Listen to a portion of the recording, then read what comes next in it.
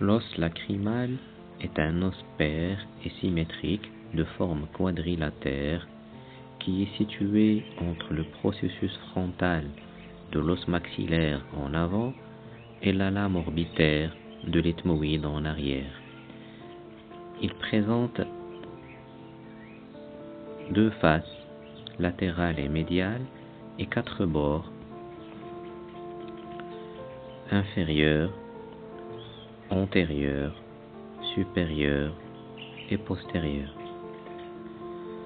Concernant les faces, on va commencer par décrire la face latérale, dite face orbitaire, qui est en fait divisée par une crête longitudinale, dite crête lacrymale postérieure, en deux versants. Un versant postérieur et un versant antérieur.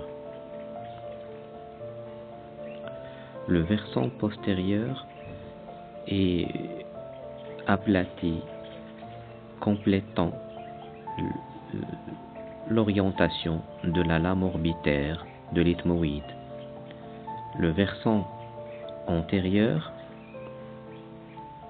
est plutôt creusé en gouttière.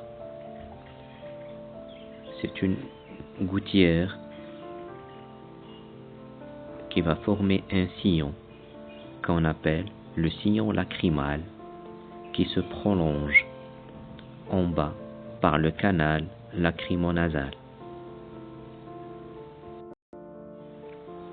Sur cette coupe sagittale, passant par la ligne médiane et donc passant par le septum nasal, on ne voit pas l'os lacrymal. Pour le voir, il faut qu'on retire ici la lame perpendiculaire de l'ethmoïde et on aperçoit alors l'os lacrymal qu'on est en train d'étudier. Il s'agit ici de sa face médiale qui constitue de ce fait l'une des structures qui forment la paroi latérale des fosses nasales.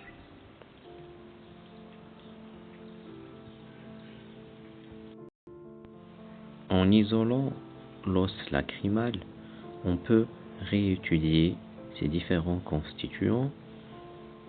On voit donc sur l'os isolé les différents bords, le bord supérieur, antérieur, inférieur et postérieur, et on peut reconnaître aussi ces différentes faces.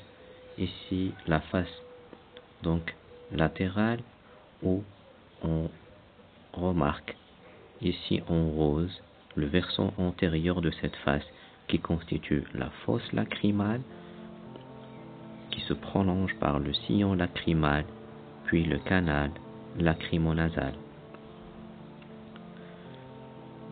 Sur l'autre versant, il s'agit de la face médiale qui constitue l'une des structures de la paroi latérale des fosses nasales.